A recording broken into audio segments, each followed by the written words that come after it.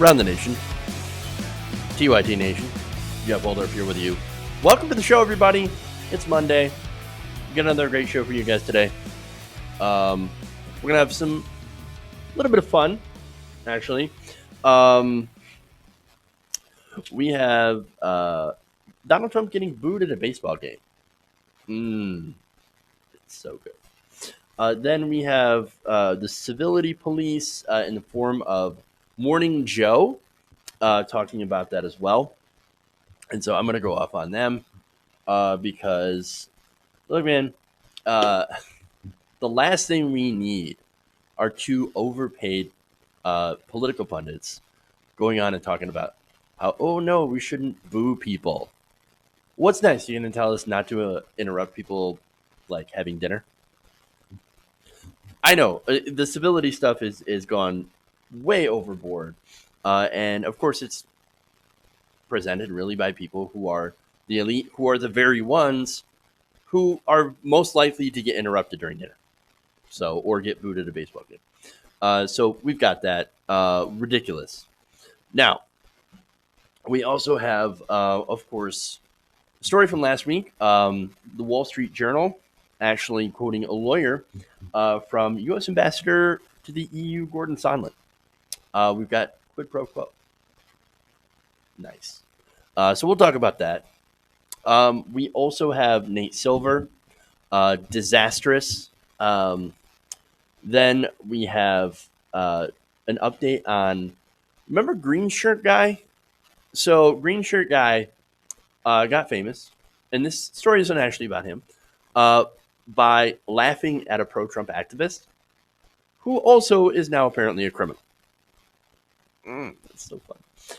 And then we have Dick Morris saying insane things about Hillary Clinton. So I don't know, man. It's going to be a show. But before I get into it, please like and share the stream if you haven't already. Very, very important that you do so. Helps out the show. And I also want to talk about what happened yesterday. So it turns out Bernie Sanders was endorsed by Rashida Tlaib. This happened yesterday in Detroit. I was there personally. I've got some video of it. Now, I haven't got to editing that video or putting it up yet, so we'll do that. But I've got some funny stories about it.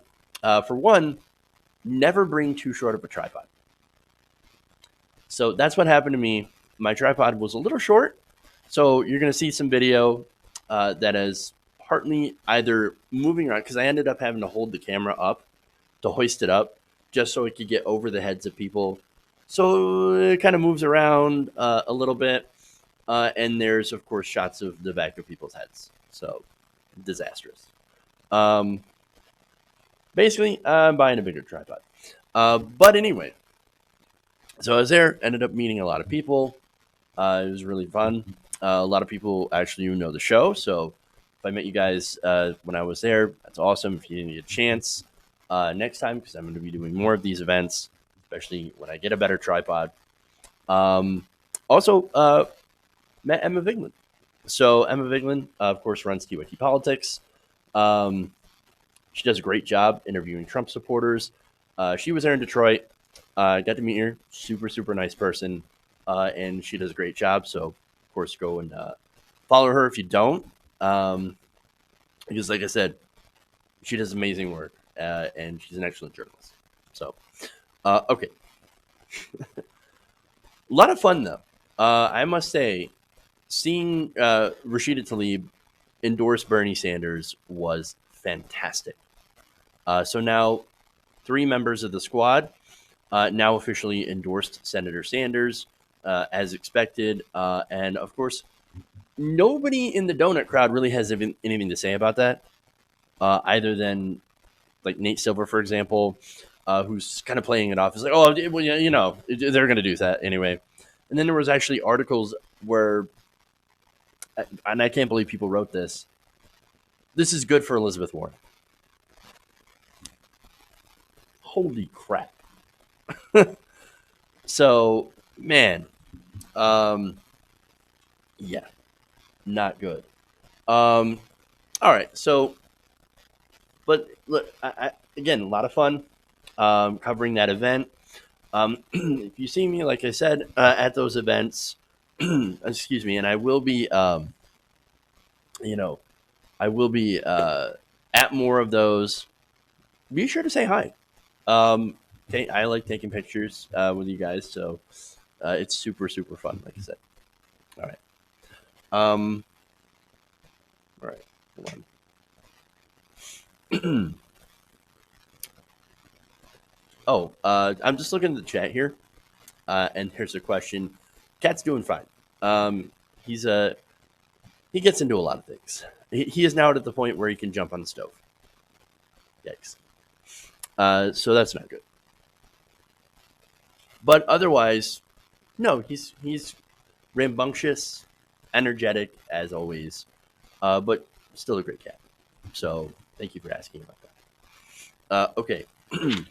Any other questions or comments I'll take during the breaks when we come back, and all that, because that's what we normally do. Patrons as well, like super chats, that helps out, and all that. I'm not sure what this monopod's about, so um, I'll have to check that out later, guys. Okay. So we should probably get into the show. Oh, you know what? Also, there's one more thing to mention. I don't know if you guys saw the news, but John Conyers passed over the weekend as well. And so, look, John Conyers, unapologetic progressive. He pushed a lot of progressive policy. He was one of the ones who was pushing Medicare for all in the House for years.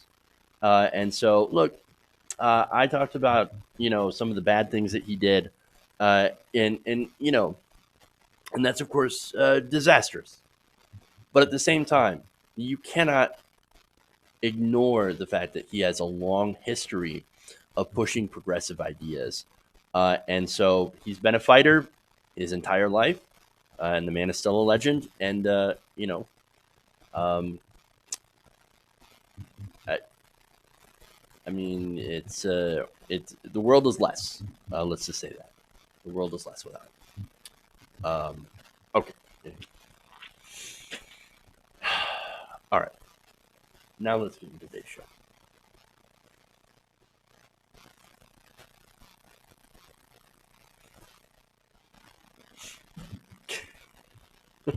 All right.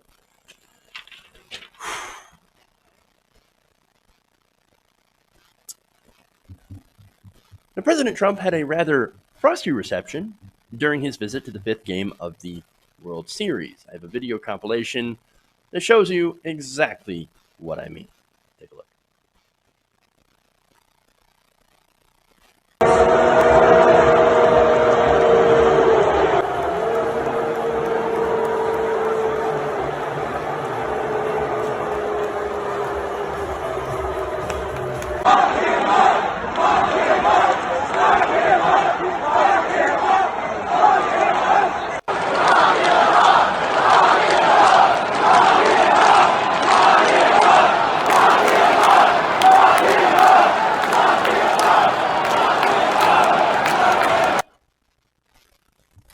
Wow. So, yeah, that happened at the Nationals game. So, look, I don't follow baseball. I don't follow the World Series or anything like that. But that's kind of awesome. Maybe I should. Maybe I've just become a Nationals fan, apparently, because that was hilarious. Turns out President Trump's not exactly popular outside of MAGA rallies. I know. Who would have thought, right? Nobody would have known. Except for everybody. Now, I don't know if it was his staff, but some of the articles that I read, it basically pointed out that the reason that he wasn't going to do the pitch, the opening pitch, or that he wasn't announced at the beginning of the game as actually being there, is that people were like, well, we know he's going to get booed. We knew he was going to. Well, they didn't know. I apparently know about the chant of lock him up as well, but they knew. They knew he was going to get booed. And of course they were right, because here you heard, lock him up, lock him up. Fantastic. So now I want to show you this great image, right, of how President Trump took this reaction from the crowd. You'll love this as well. So you got before on the left, and then you got after on the right. Sad. Oh, that's disastrous.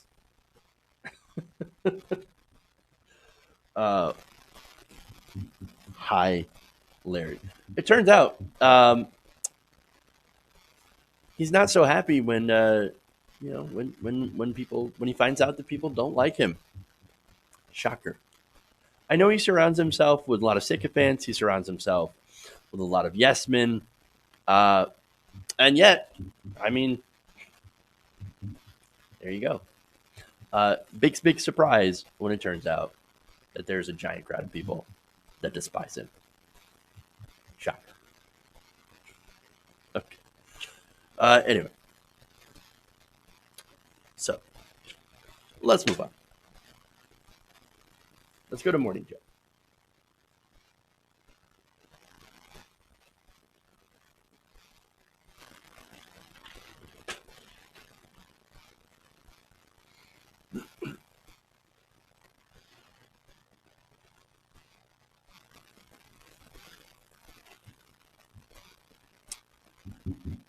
MSNBC's Morning Joe and Mika Brzezinski, they apparently took no joy after President Trump got jeered at a World Series game. And they come out and voice their displeasure. Take a look.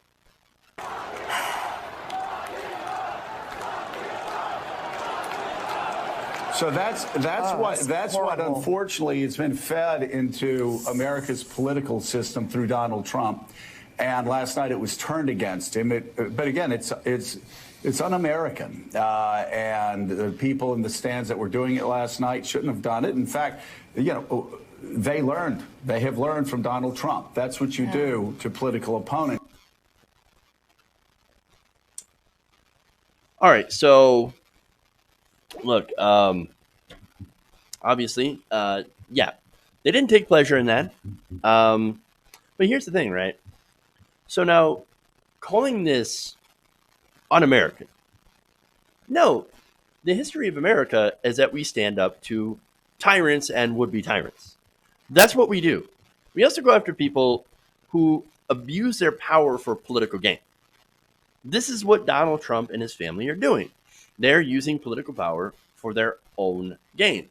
Again, we have foreign emoluments. You have Ivanka Trump basically getting special deals for trademarks when it comes to China, using her position. You have the pressuring of a foreign leader, getting pressure to investigate Trump's political rivals. You have not only Joe Biden, but Elizabeth Warren also having calls to investigate her as well in Ukraine. Also China. Not to mention obstruction of justice, which William Barr chose to ignore when he said the president was essentially above the law. No, this isn't un-American. This is freedom of speech. You had literally the American people voicing their displeasure of a president of the United States. No, what's un-American is silencing free speech, which apparently Morning Joe seems to be in favor of. So now there's more video of this, and basically it's Joe hoping that Donald Trump would stop encouraging his own chants at campaign rallies, which of course is never going to happen, even though he has been on the receiving end of it now. Let's take a look at Joe. I remember when Barack Obama was leaving office, a lot of liberals wanted George W. Bush tried by some international tribunal. I remember us saying, don't do it, because it will be you on the other side of the presidency will then have to worry about retribution from the person that you follow. Yeah. And of course, you never think, Mike Barnacle, nobody ever thinks that anybody's ever going to follow them as president of the United States when they first get in. Just like Donald Trump, he's never imagined it. But live by the sword, die by the sword. And sure enough, now you have Donald Trump having Barr conduct an outrageous an outrageous investigation against Barack Obama. And Donald Trump even calling the 44th president of the United States treasonous. It's like this guy is just not smart enough to figure out that what goes around comes around, and what he dishes out to others will be dished out to him. That's why everybody has to tone it down. Stop with the chants. Oh my God! Stop with the fascist-like tactics and the rhetoric. It's just un-American, and it's just not right. Stop with the fascist-like rhetoric. You guys first. And by you guys, I mean Donald Trump and the Republicans. Again, Morning Joe used to be a Republican. But look, it's not even about that. It's more, and this is more about class solidarity. Look, Morning Joe, he's part of the club, as is Donald Trump. And the first rule of the club is never go against the club. But look, I've got more to break down here because there's a lot of stuff that he said in there that's ridiculous. For one, when he said, well, I remember when Obama got elected and you had calls for George W. Bush to be tried. Well, now what was he? Why were people calling for a trial for George W. Bush? Kind of refresh me. Oh, right, the over 1 million dead Iraqis from our unjustified, illegal invasion of Iraq, of the Middle East. Could it have something to do with that? Again, there was no weapons of mass destruction. They never found weapons of mass destruction. And yet we invaded and we destabilized the entire Middle East in order to get access to oil so that our corporations can go in, take the oil, and make billions and billions of dollars from it. Yeah, that would be something that is definitely worthy of a trial or tribunal. I'm just saying. That's a pretty damn good reason. But here we have politicians that are essentially breaking the law in order to enrich themselves or their donors. And Donald Trump is no exception. No exception. All right. So anyway, now he added, live by the sword, die by the sword, right? Look, he's correct on that. Donald Trump, he doesn't understand, right? And what Joe said earlier was, look, Donald Trump's not smart enough to figure this out. No, of course not. He's never smart enough. And of course, he's going to be someone who is basically going to play the victim. And you're going to see that on Twitter afterwards. And that's, look, and that's what he does. He's booed. Now he's the victim, even though he started this whole thing. And so this is the problem with Morning Joe's commentary, right? So now Joe, he says, stop with the fascist-like behavior, right, from the crowd. But these two things are not equal. It's not as if that there's a progressive or Democratic politician out there saying, lock him up, and actually encouraging these chants. But see, that's what happened at the Trump rallies. Donald Trump encouraged these chants. He encouraged this behavior. This is the crowd saying, no, we believe that the president is a criminal. We believe he's a criminal. And so we're actually going to say something about it. I think that's incredibly fair. All right. But unfortunately, like I said, Morning Joe, part of the club, and the first rule of the club is never go after other members of the club. That's who Joe Scarborough is. All right. I'm going to go back. Apparently, I have some sound issues that I need to fix. That's what happens whenever I disconnect my camera to go and actually do other things with it, like try to record a Bernie Sanders rally.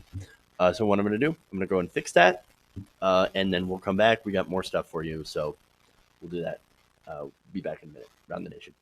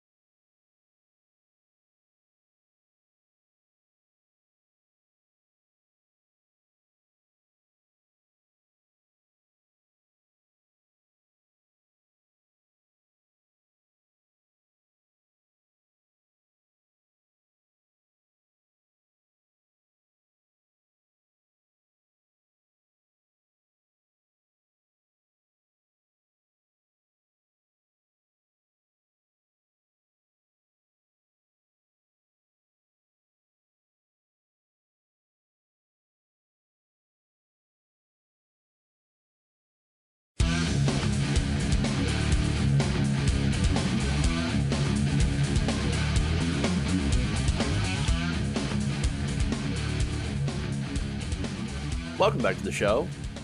Run the Nation right here, TWD Nation. Okay, so hopefully I fix that. I guess I'll figure it out here fairly soon. But okay. So I want to first thank some patrons, patreon.com/TWD Nation. So I want to give a shout out to Jorge Hago, Joseph, Judith Aldridge, and Cognod. So thank you to those patrons, patreon.com/TWD Nation. That's, support independent progressive media. And then we've got some channel members that I want to give a shout out to as well. And that is, let's see, go down here. Tom Pash, Mona Hayford, Atef Bandari, Detective Faha, and Frederick Turner. I don't know if I already gave you guys a shout out, but if I hadn't already, thank you so much for signing up to support us on YouTube. All right. That's independent progressive media. Okay. All right. So it looks like sound is good. All right. Awesome. Set the gain too high, guys. That's what happens. Okay. When the gain is too high, it does a crackling. That's what I figured out. All right. More stuff.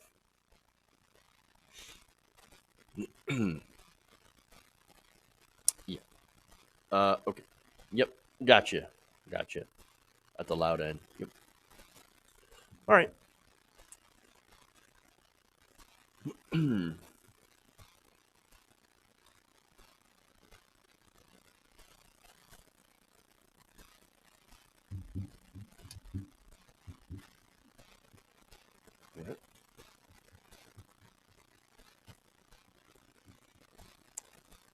So we have a new development when it comes to the impeachment of President Donald Trump. So the case, of course, they're hinging on is whether or not there was pressure or quid pro quo when it came to the dealings with Ukraine leader okay, let me start that again. I'm way off today, so let's start that again. All right. So then so there's an interesting new development in the story of Ukraine and the pressure for President Zelensky in order to do an investigation into Joe Biden and Elizabeth Warren for President Trump. So now one of the main arguments that the president and his team has been using is that there was no quid pro quo, no pressure whatsoever, right? Well, according to EU Ambassador Gordon Sondland, or at least his lawyer, that's not true. There was quid pro quo. So now this was in Wall Street Journal, right? So now this was a lawyer for the U.S. Ambassador Sondland telling the Wall Street Journal that Sondland told the impeachment committee members that Trump's dealings amounted to a quid pro quo.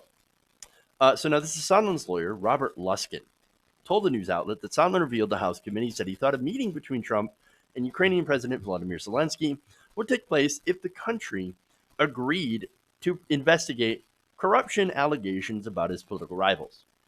So now that's really important because that's a main part of the impeachment investigation into the president.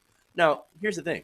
That inquiry doesn't necessarily require quid pro quo, but it certainly helps make the case that there was pressure on the Ukrainian leader. Remember, the impeachment inquiry is a political inquiry, not a criminal inquiry. Nonetheless, here you have Sondland, along with Bill Taylor, saying, yes, there was quid pro quo. And by the way, Taylor is the same diplomat that said, hey, wait a minute, it's crazy to hinge this aid, this nearly $400 million aid package to Ukraine on a political investigation. So this appears to give a lot of merit to the impeachment inquiry led by the Democrats.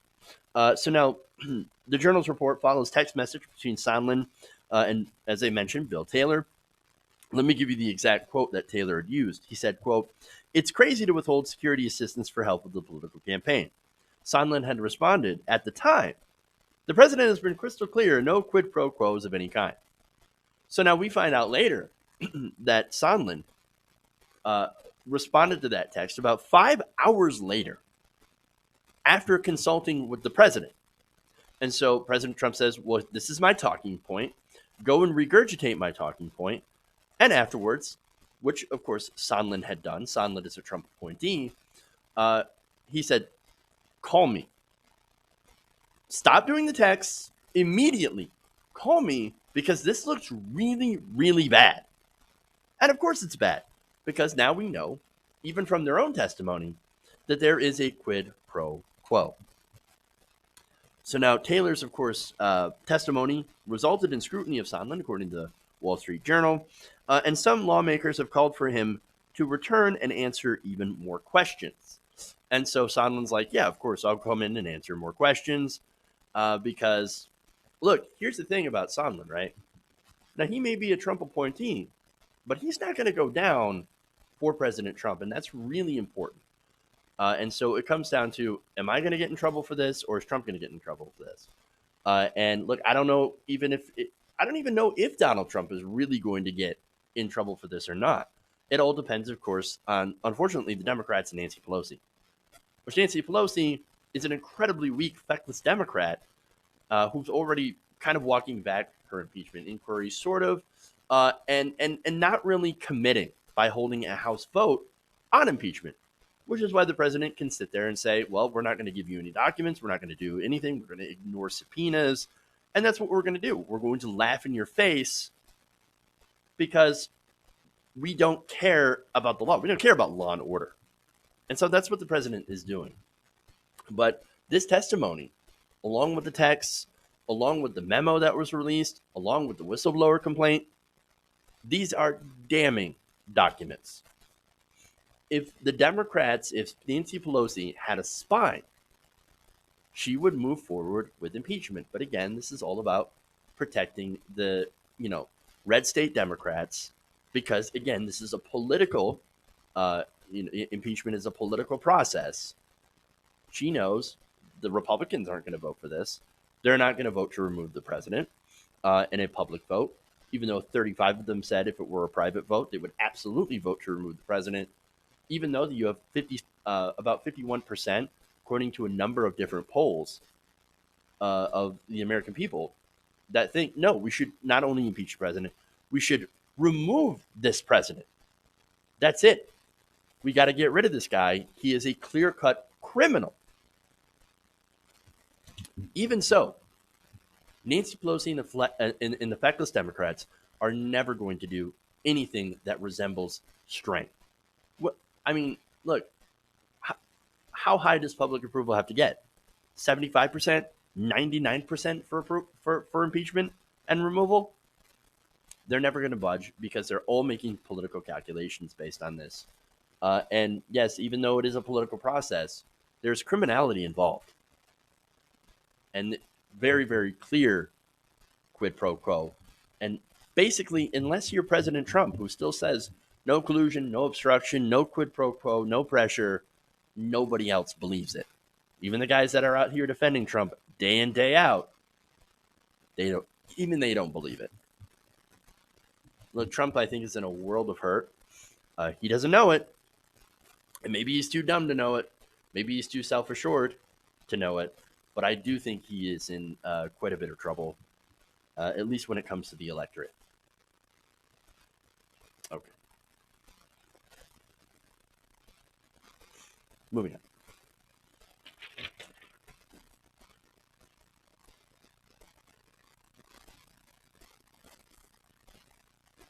Do I still have an audio issue?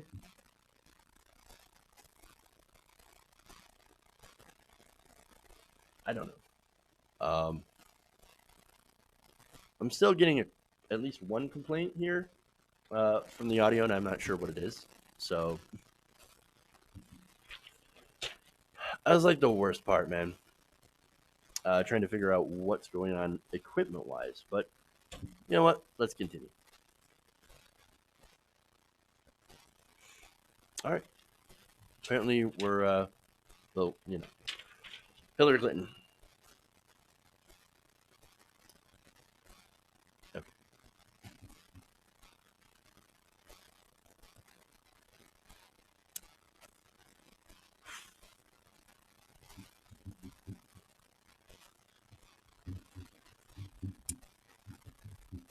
So there's been a lot of speculation on whether or not Hillary Clinton would run in 2020. So look, I'm kind of mixed on this. For one, Hillary Clinton running in 2020 would be an absolute disaster. But there would be something positive, and that might present an avenue for progressive, for somebody like Bernie Sanders, or even somebody who's a little bit less progressive, Elizabeth Warren. So, and that would of course involve all the establishment candidates. Their support would end up going to Hillary Clinton.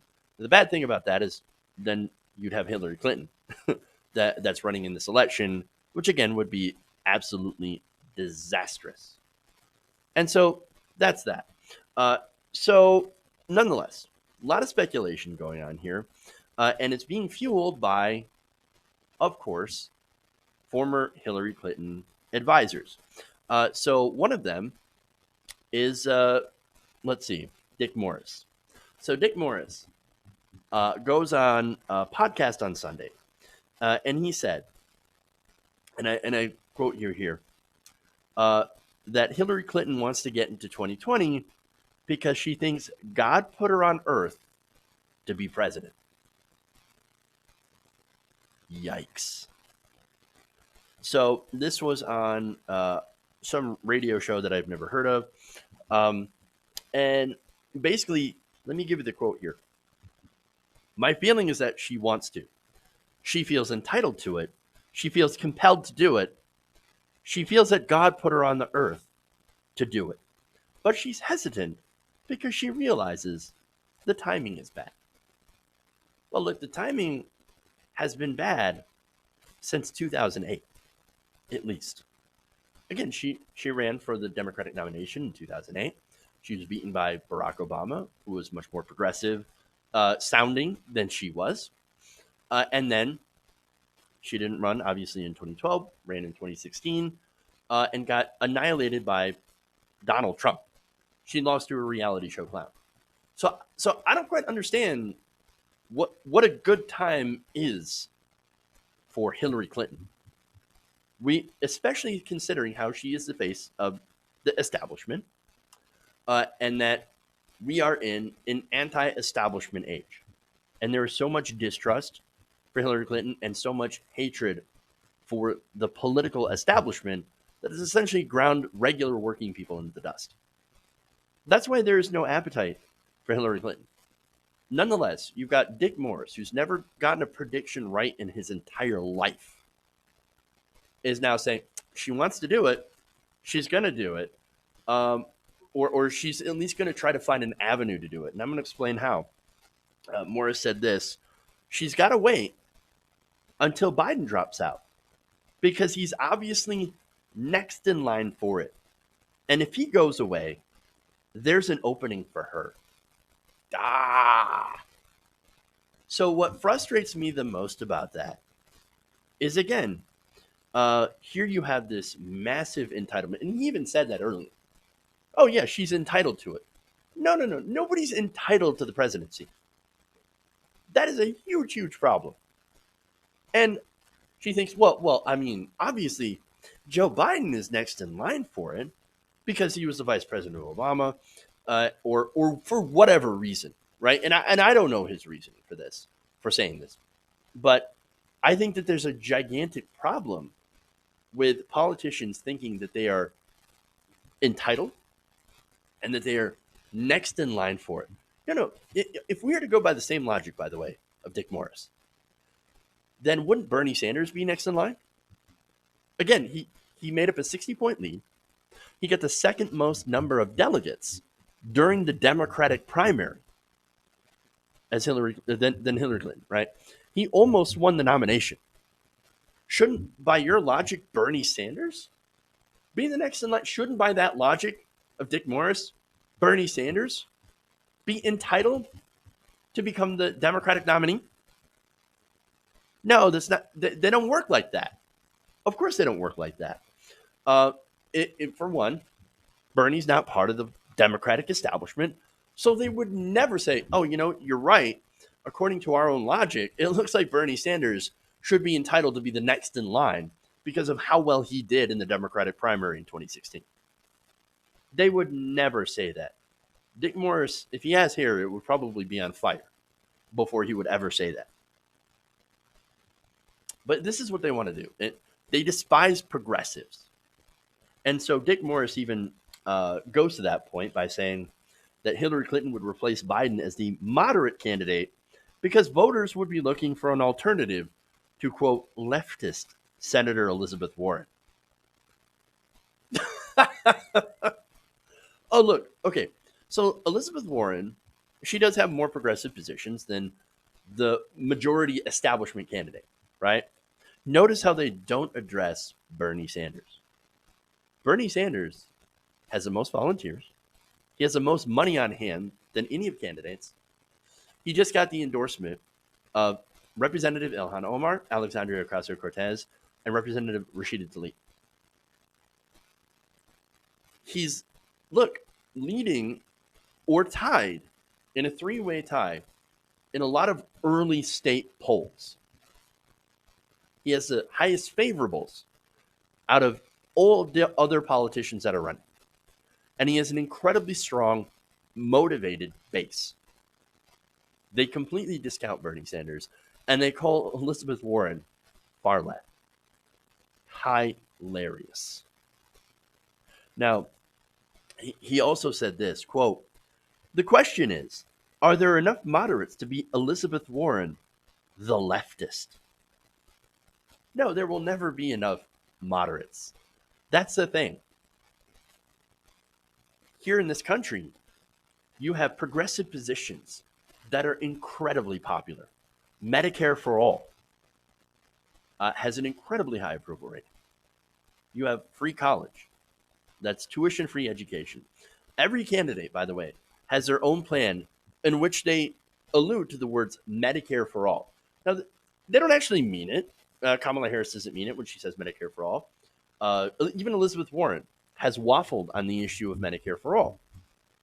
And so, look, if your plan does not eliminate private insurance almost completely, totally, takes private insurance out of the healthcare market, then it is not Medicare for all. It's not a single payer plan, and it won't actually work. These positions are incredibly popular among the electorate. And yet they're talking about, well, are there enough moderates left? No, there aren't. There aren't. And I know there are people like, but what about Klobuchar? Klobuchar is polling at 3% max. Buttigieg, polling 5% max? Kamala Harris, 4%, 5%, something like that. Look, in all these average polls, you have the establishment candidates, the moderates, right? And you add them all together, they still do not get as much support as Bernie Sanders does when he's in third place. The era of the so-called moderate is over. But now, back to Dick Morris. One more quote from him, and this should worry everybody. Quote, "Make no mistake, she wants it. She's planning to do it. She'll do everything she can to achieve it." Yikes. I hope not. Again, Dick Morris, not exactly known for his good prognostication, but he is a member of the establishment. He was an advisor to Bill Clinton. And so he would be familiar because he might actually know them best. And Hillary Clinton has been making some rather, interesting moves. So I don't know, man. Like, this is, I'm not quite convinced that she's going to run because she can't be that blind, right? She's got to know that the American people still are not interested in Hillary Clinton and not interested in moderate candidates, in establishment candidates. She's got to know. But then again, it's Hillary Clinton we're talking about, and she wrote the book on Out of Touch. Okay. Holy crap. All right, let's move on here.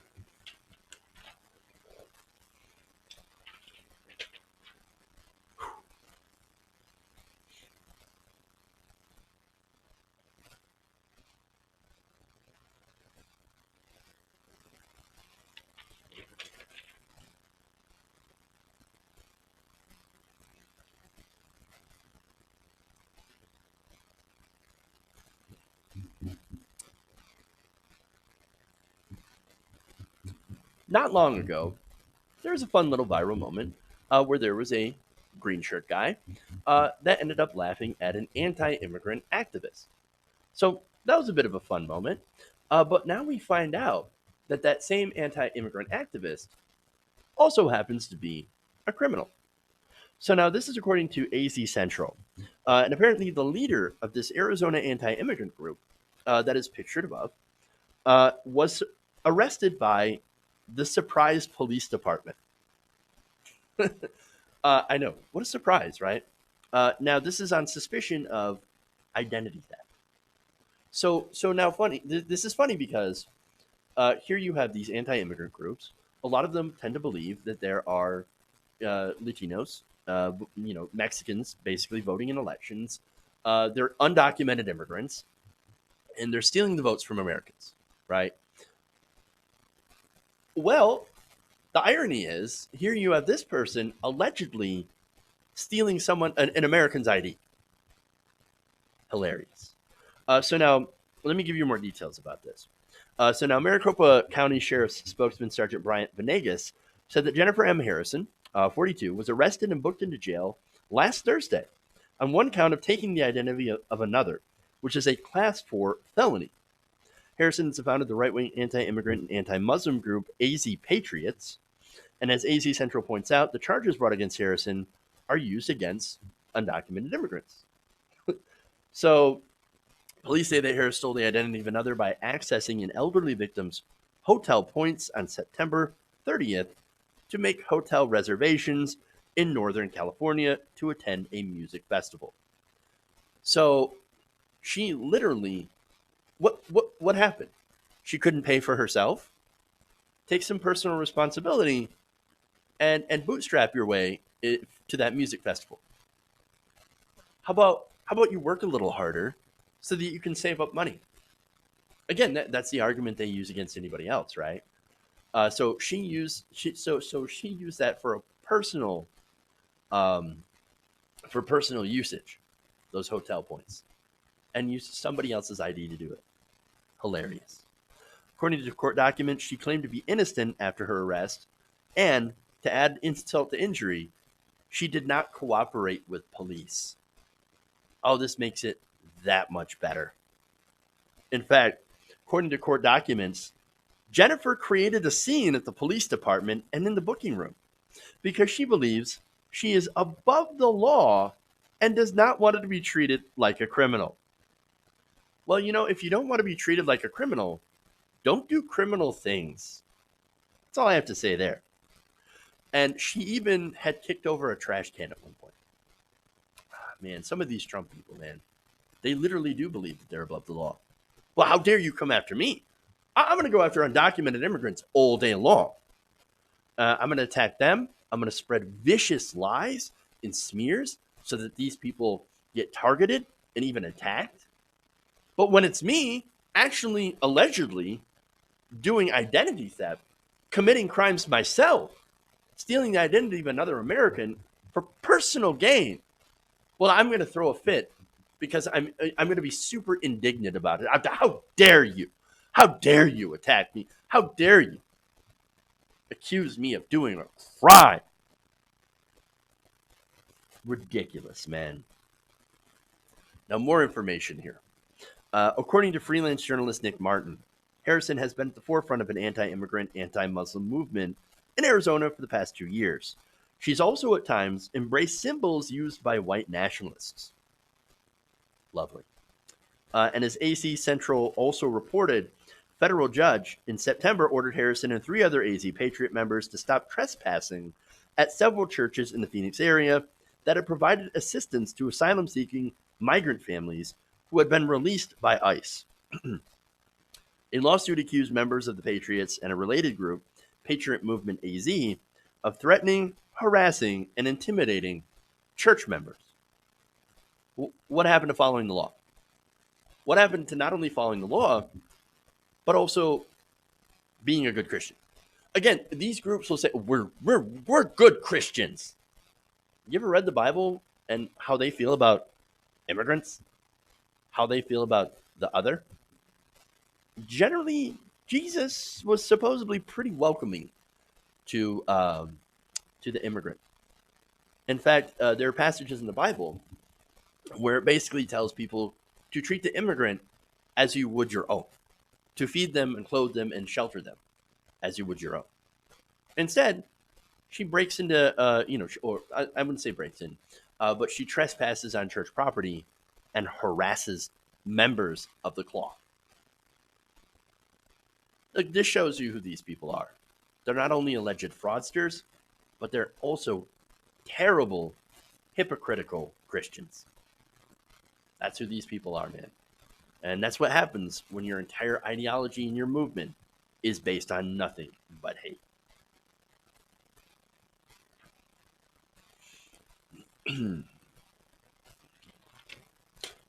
All right. So let's dunk on Nate Silver.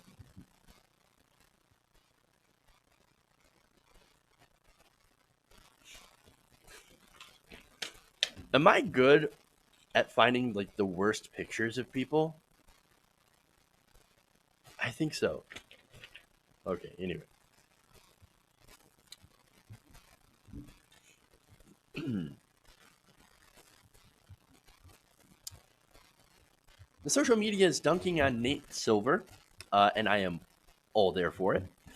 So now, the reason that Twitter is taking Silver to task is because of Nate's insistence of letting Donald Trump have at least one good day. Well, good is pretty subjective, but let me give you the tweet here anyway. He said, "It's really amazing how many libs can't even permit Trump to have one good day. Nobody will remember the stuff by Tuesday after U.S. forces kill perhaps the world's most wanted terrorist." So, no, this happened, of course, after President Trump announced the death of Abdul al-Baghdadi, who was the leader of ISIS.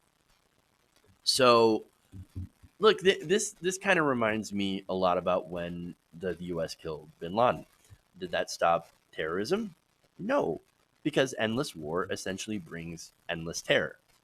And so when you point that out, that Trump has not actually stopped terrorism and has actually encouraged it by continuing to bomb the Middle East, by continuing President Obama's wars, drone strikes, signature strikes, and all the things that you shouldn't do when you have a war on terror, which involves having a war on terror, which by nature is completely unwinnable. Yeah, you're going to have a problem. And people are going to have a problem because the American people are basically tired of endless war. And so now, after this, we go to the Twitter dunking. So now, let's start with Kimberly Johnson, who said, "I thought I'd wake up to a great day. Instead, I see Joe NBC defending white supremacist president, Facebook letting Ben Shapiro do what I was kicked off for doing," which I'm not exactly sure, but Ben Shapiro has been essentially calling for a civil war. And so, right, that's disastrous. And Nate Silver lecturing us what we should let Trump have one good day, or that we should let Trump have one good day. Common theme: privileged white men. Well, I'm not saying that she's wrong about that. Of course, you've got Donald Trump having the most privilege out of anyone. Morning Joe, same thing, and Ben Shapiro, of course. But let me add in, this is really privileged right-wing men. You have something called right-wing privilege. Even though, of course, they claim that they're victims all the time, which is hilarious. But Patrick Blanchfield continues with this by saying, quote, "Nate Silver's trajectory from stats wonder kid to sneering meme lord perfectly captures the libidinal dynamics of technocratic malice in the era of neoliberal decline. Don't at me." Not bad. Not bad at all. Palmer Report says, "Yep, the libs aren't being fair to the guy who's holding kids in cages, keeps conspiring with foreign nations against the U.S., is running sham criminal prosecutions of his enemies, and has sexually assaulted dozens of women. My statistical model says Nate Silver is unfollowed." Oh, that's good. All right. John Roy says, "Another great side effect of the chant triggered idiots like Nate Silver and expose their bias by not opposing the chant itself, but by their use of trigger words like libs. Nobody cool uses that term to refer to liberals, and worse yet it wasn't just liberals booing." So that's important. There are actual conservatives out there that don't actually like what Donald Trump's doing. Unfortunately, they're kind of a minority.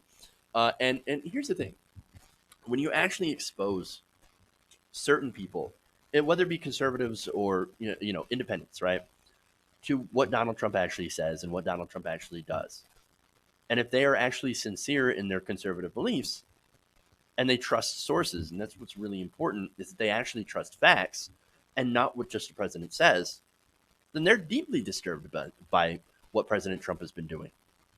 And that's how you end up getting polls where you have 50 to 51% of Americans, which include a small but yet consistent number of conservatives, that are saying we should impeach and remove this president. Because again, if you had a president like, for example, Barack Obama, or if we had President Hillary Clinton doing the same thing with Ukraine, and of course that's why there is the, but look at Biden, look at what they're doing. Well, Biden hasn't been found guilty of any crimes. Hunter Biden hasn't been guilty of any other crimes, or of any crimes. Um, and of course, for engaging in what we call institutional corruption, or systemic corruption, which is corruption, and they would be correct for going after that on the pretext of corruption, but we know that's not really what that's about. It is about going after your political enemies. When you do that, you don't really have a leg to stand on. Okay. But conservatives, if you were an actual principled conservative, and there are actually some that are left, and we've seen them. We've seen Justin Amash. We've seen several others call this out and say, look, we actually do believe in the Constitution. And there's this thing in the Constitution called the Emoluments Clause. And so we're kind of particular about people breaking the Emoluments Clause and doing quid pro quo deals in order to basically enhance my own political chances in the next election. We have problems with that. And so they're right to point out that there actually might be people in the audience that are conservative, that are not in favor of what President Trump is doing, and that are willing to actually take a stand against it. So that's important. Matthew says, "Why can't you libs just let the guy running the child internment camps have his moment in the sun?" Touche. Touche.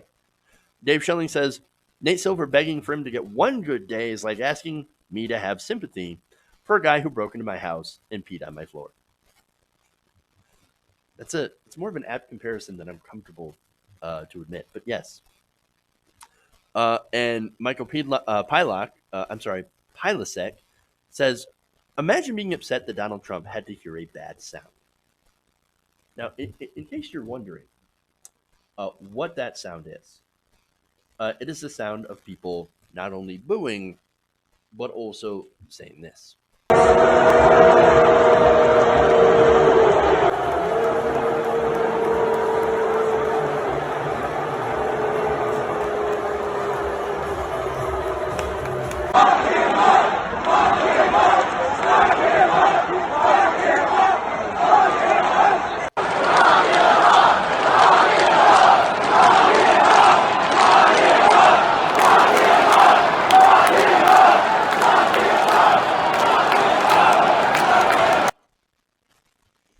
Yeah, I mean, imagine having to hear that sound. Oh, right. You could go to any Trump rally in 2016 and hear "lock her up" about Hillary Clinton. And the only difference, of course, is that Donald Trump has actually been accused of real crimes, whereas a lot of what Hillary Clinton, went through is essentially, look, I hate to say it, but kind of a witch hunt, as Hillary Clinton actually didn't commit real crime. So, okay. Anyway, so there's more here. Two more tweets. Actually, Reign of April Says Nate Silver is getting ratioed into oblivion because of this tweet. Remember when many, including me, regarded him as a go-to regarding political polling, thoughts and prayers, or whatever? Yeah, I do remember when Nate Silver was a numbers guy. And ever since 2016, he's gotten progressively unhinged. And so that's the problem. Again, speaking of progressive, right? He's taken every opportunity to minimize, for example, the polling of Bernie Sanders. So, and also minimize minority support of Bernie Sanders. And so that's important context as well. Because Nate Silver isn't just paying attention to the numbers now. He's now playing political pundit. And he's not very good at it. And so let me get one more tweet here. This is from Lorraine, who said, Trump being soundly booed by a packed stadium and the world realizing what a hack Nate Silver is. Emoji, happy face. Thank you, Twitter, for taking my mind off California being on fire. Well, I mean, I guess anything he can do to help. Sad. Oh. All right, well, that's all I got for you guys. That's all I got. Thank you for tuning in. Please remember to like and share the stream if you haven't already. Consider becoming a patron, patreon.com/TYTNation, or hit the join button below to become a member, and that goes to help independent progressive media. All right, guys. Thank you. Love you guys. And remember, change begins with you. Good night, nation. See you guys tomorrow.